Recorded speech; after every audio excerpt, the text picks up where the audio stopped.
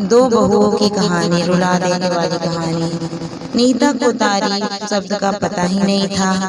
घर के सारे काम वह एकदम सही सही करती थी। खाना बहुत स्वादिष्ट बनाती थी, लेकिन फिर भी आज का खाना अच्छा था।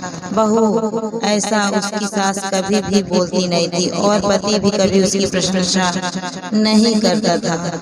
उसने बनाया हुआ खाना चुपचाप खाकर उठकर दोनों पति और सास चले जाते थे। उसने खाना खाया या नहीं इसका उन दोनों को फर्क नहीं पड़ता था। सास को वह पसंद नहीं थी। उसके हाथों से जरा सी भूल हो गई तो सास तुरंत गुस्सा करती थी। उससे भी बुरी बात यह थी कि उसके पति और उसके बीच बातचीत ज्यादा नहीं होती थी और उन्होंने ये चुप्पी बनाए रखी थी। वह उस पर ध्यान नहीं देता था।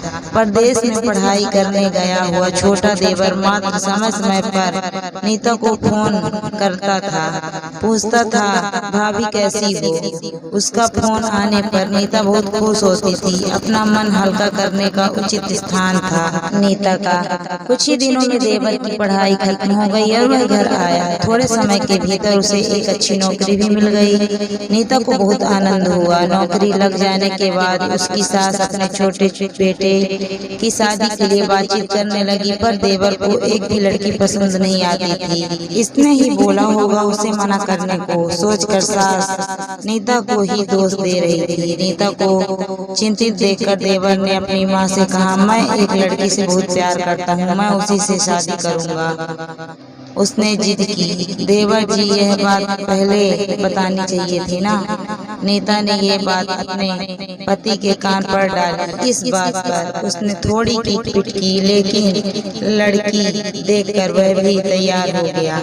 सवाल बचा सास का, अपने छोटे बेटे का मन कैसे दुखाएगी वह।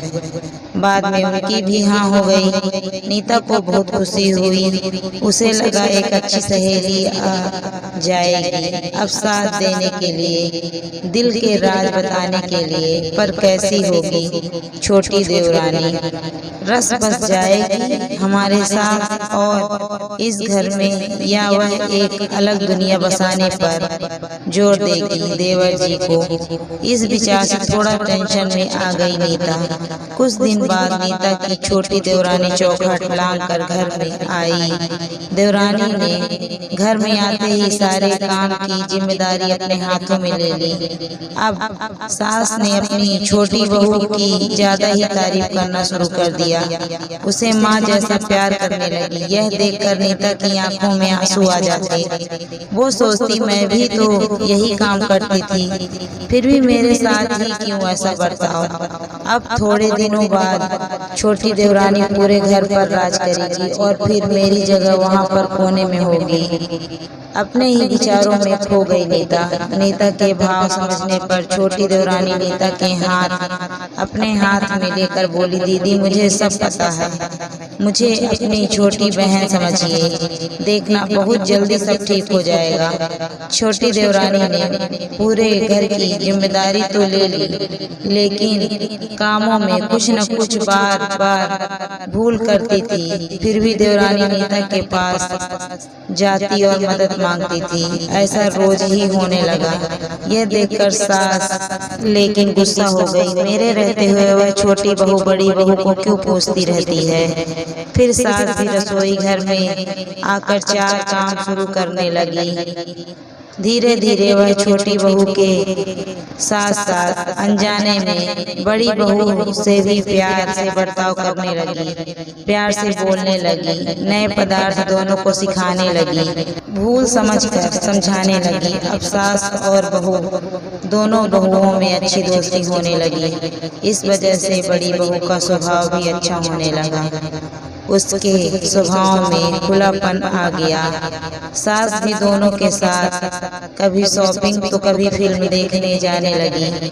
वो अपनी दोनों बहुओं को समान प्यार करने लगी थी। इस वजह से घर का माहौल हंसता खिलता हो गया। इसके अलावा अपने भाई और उसकी पत्नी की बॉन्डिंग देखकर नीता का पति भी उसके साथ अच्छा व्यवहार करने लगा। यह देखकर छोटी बहू बहुत खुश हुई। दीदी घर पर पहले आप ही का हक था।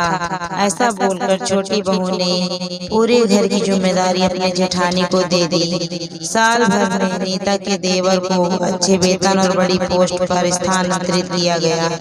अब छोटी देवरानी भी अपने पति के साथ परदेश जाएगी और मैं फिर अकेले रह जाऊंगी। इतना ही नहीं, इतने सालों बाद सास का व्यवहार जो इतने सालों बाद बदल गया था वह फिर से वही हो जाएगा। तो इस विचार से नीता डर गई। देवरानी की नीता को इतनी आदत हो गई थी कि उसके बिना घर काटने को दौड़ने लगा। देवरानी के आ जाने से घर का माहौल बदल गया था। वह थी ही ऐसी खुशमिजाज और ऊर्जावान, जैसे के नाम से पता चलता है। यहाँ देवरानी की भी हालत कुछ अलग नहीं थी। उसे दुख हुआ कि यदि यहाँ रहना पड़ा तो उसे अपने पति से दूर रहना पड़ेगा। नीता के देवर की जाने की गड़बड़ और देवरानी मात्र टेंशन होने के कारण नीता सोच में पड़ी थी। अंत में उसने देवरानी को पूछा तो देवरानी ने जवाब दिया कि दीदी, मैं सारा दिन नए स्थान पर अकेले रहूंगी, उससे अच्छा मैं यहीं हूँ। आपके देवर को बोला है मैंने शनिवार और रविवार की छुट्टियों में आप ही यहाँ आ जाया करें, मैं भी उनके साथ जाया करूँगी बीच बीच में थोड़ा बदलाव के लिए। उस पर वह बोलते हैं कि 6 महीनों में वापस यहाँ ही बदली कर लूँगा मैं, अपने पति की नकल करके देवरानी बोली और छोटी देवरानी भी हंसने लगी। अपनी आंखों के आंसू पोंछते हुए नीता बोली, छोटी, यह दिन वापस नहीं आने वाले हैं, जाओ तुम अपने पति के साथ, उनके साथ भी तो कोई होना चाहिए ना। दीदी, आपने मुझे बड़ी बहन का प्यार दिया, वैसे ही भैया के रूप में एक बड़ा भाई मिला। यह भरा हुआ संसार छोड़कर मैं कैसे जाऊं? वहाँ अकेले का मन नहीं लगेगा। 6 महीने का तो सवाल है, वह आते रहेंगे यहाँ पर। यह सुनकर नीता ने अपनी देवरानी को खुश होकर गले लगाया। तभी देवरानी नीता को बोली, अपने पति के साथ एक अलग जीवन बनाने में समय नहीं लगता, अपनों में रहकर पति की प्रतीक्षा में ही आनंद है। दोस्तों, 2 अलग अलग घर और ससुराल से आने वाली यह लड़कियां अपने नए घर के लिए सब कुछ करती हैं, पता ही नहीं चलता कि कब एक दूसरे की आदत हो जाती है। सच में देवरानी जेठानी का रिश्ता बहनों से कम नहीं होता।